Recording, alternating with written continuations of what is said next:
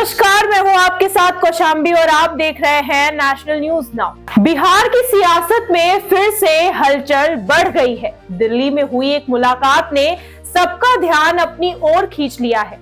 केंद्रीय गृह मंत्री अमित शाह ने लोकसभा जनशक्ति पार्टी के नेता चिराग पासवान और अब सवाल उठ रहा है इन सबका, जो बिहार में अगला मुख्यमंत्री चिराग पासवान होंगे।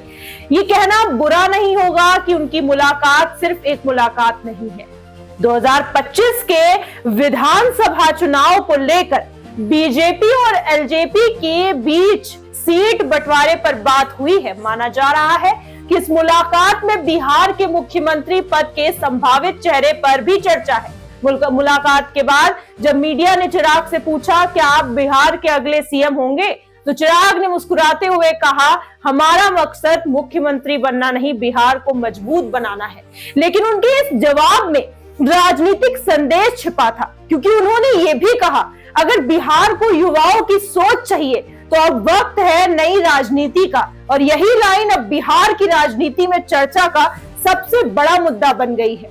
बीजेपी फिलहाल खुलकर कुछ नहीं कह रही है, लेकिन पार्टी सूत्र मानते हैं कि बिहार में युवाओं का चेहरा सब सामने लाना अब जरूरी हो गया है। नीतीश कुमार के खिलाफ जनता में थकान दिखाई दे रही है और बीजेपी अब ऐसे विकल्प की तलाश में है जो एनडीए को नया चेहरा और नई ऊर्जा दे सकता है। चिराग पासवान युवा, ऊर्जावान और दलित समाज में आने वाले नेता हैं। इन सब वजहों से उनको आगे किया जा रहा है।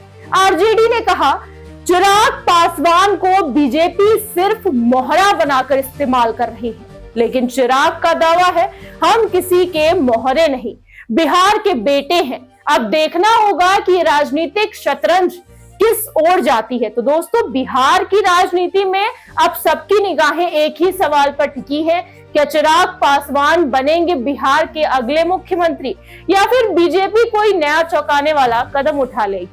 आपको क्या लगता है, बिहार को अब एक युवा चेहरा चाहिए या अनुभवी नेतृत्व? आपकी राय जरूरी है।